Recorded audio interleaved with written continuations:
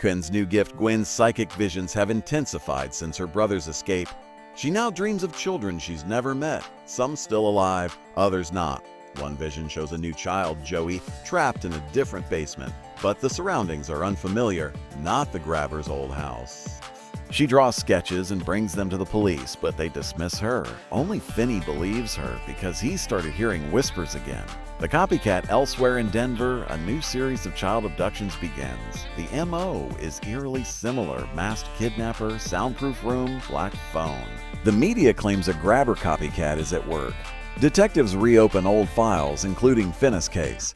Finney is approached by a retired detective who believes the killer was never working alone. A second monster may have been hiding all along. Joey's basement Joey, 12, wakes up in a cold, windowless room with a black rotary phone on the wall. He cries out, but no one hears him until the phone rings. He answers to a static-filled voice. Talk loud. He listens. Ghostly figures begin to guide Joey, just like they did with Finney. But they're different, angrier, more disfigured. This killer doesn't just hurt, he tortures. Finney returns. Finney visits the original house where he was held, but it's been demolished. Still, he hears the phone ringing through empty air. He answers it in his dreams and speaks with Robin again. Robin warns, "It's happening again. You need to stop him." Finney realizes the spirits are connected. They're trapped in the signal of the phone. The phone still rings no matter where it is. Gwen's map. Gwen sketches all her visions, forming a crude map. She sees Joey's face clearly and marks a rundown factory as a possible site. The visions are more painful now. Blood pours from her nose after each one. One night, she sees the killer's face, partially masked with long black gloves. She calls the police again, but is ignored. She and Finney decide to investigate on their own. A hidden tape. Finney visits the old detective, who gives him a confiscated tape recorder. It once belonged to the grabber and was never released to the public. Late at night, Finney plays it and hears children's voices, begging for help. One voice repeats, the other one watched and waited. It wasn't just the grabber.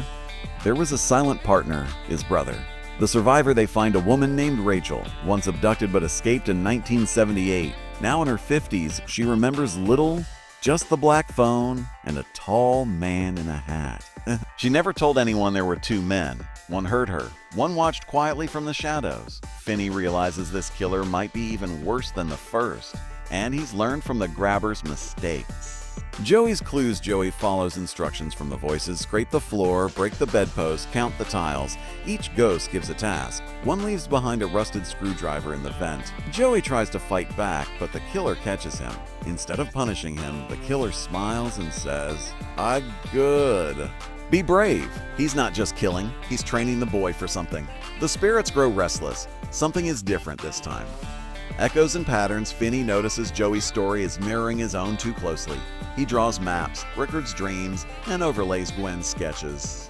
Fun. The new killer is deliberately copying every detail of the original.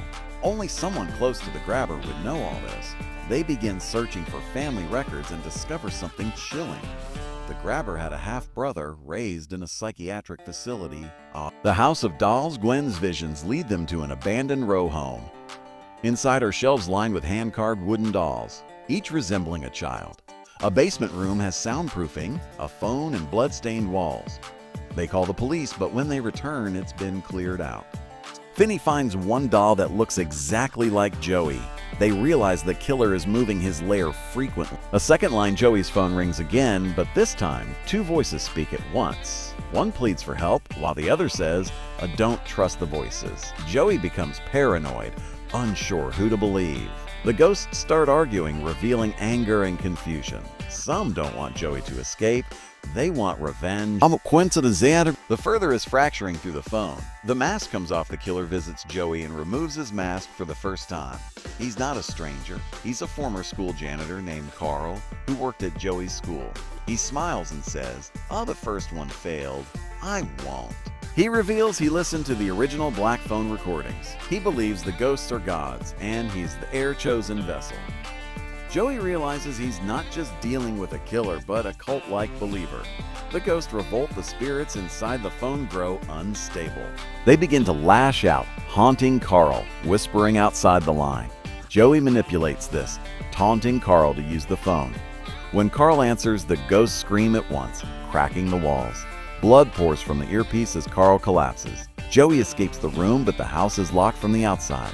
The final location, Finney and Gwen narrow the last clue to a forgotten warehouse by the river. They break in just as Joey reaches a second-floor window, banging for help. Carl appears with a shotgun, dragging Joey back. A brutal fight ensues between Finney and Carl until Gwen uses the phone. She forces Carl to listen. The spirits pull him into the wall. Literally. Joey is saved. Joey is rescued and reunited with his family. The police find more graves beneath the warehouse floor.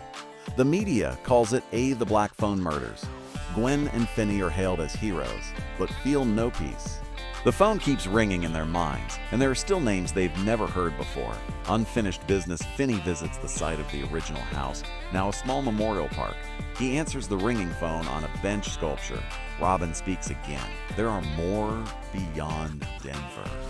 He mentions a girl in New Mexico who's been seeing the same visions. Finney realizes the curse might be spreading, and someone else is listening. Gwen's last vision, Gwen dreams of a vast, dark place filled with endless rotary phones. Each rings with a child's voice lost and calling out. She sees masked figures, not just one, standing in a circle. A cult is forming, centered around the myth of the phone. She wakes up screaming, nose bleeding heavily. The nightmare is only beginning. A new grabber in a desert town. A young girl named Elsie is lured into a van. She wakes in a bright white room with only a black phone. It rings immediately. A new masked man answers on the other end. "Welcome to the real world," he says. The signal has spread.